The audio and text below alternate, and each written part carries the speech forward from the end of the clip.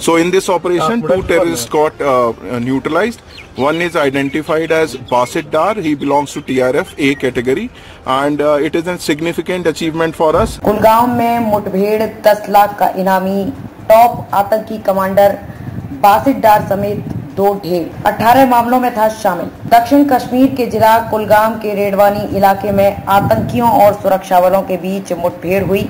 इस मुठभेड़ में 2 आतंकवादी मारे गए।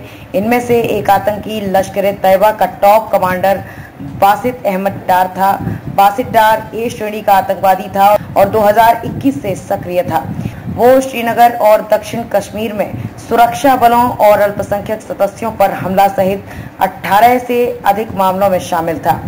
आईजीपी कश्मीर बीके बिर्दी ने कहा कि उसके सिर पर 10 लाख रुपए का इनाम था।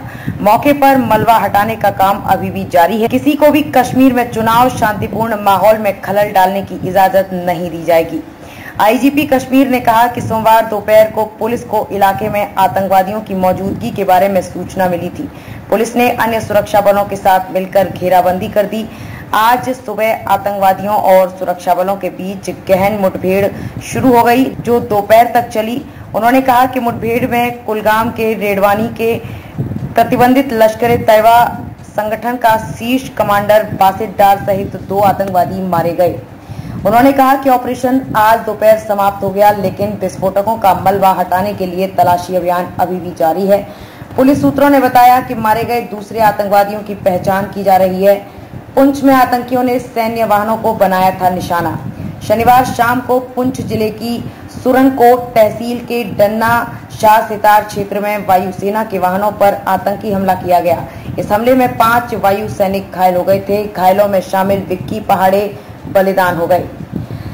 हमले के बाद से ही सुरनकोट मेंढर के 20 किलोमीटर तक क्षेत्र में घेराबंदी की गई है। ड्रोन की भी मदद ली जा रही है। सुरक्षा बलों ने बड़े पैमाने पर तलाशी अभियान चलाया है। इलाके में सेना, जम्मू कश्मीर पुलिस और एसओजी के 1000 से अधिक जवानों ने मोर्चा संभाल रखा है।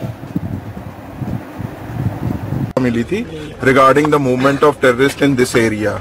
So after that, police forces and security forces along with army and CRPF have cordoned this area.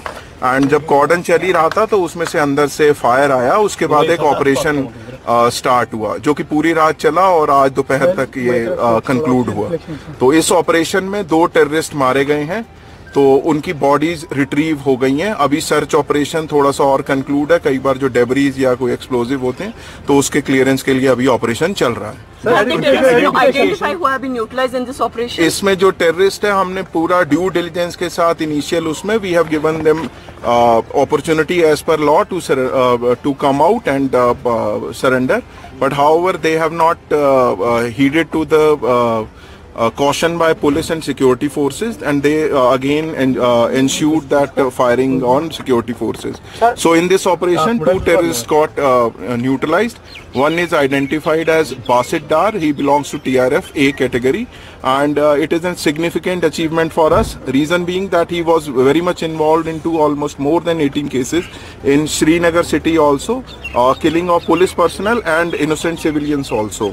And also he was involved in the planning and carrying out attacks and planning of conspiracy to attack upon minorities and police forces and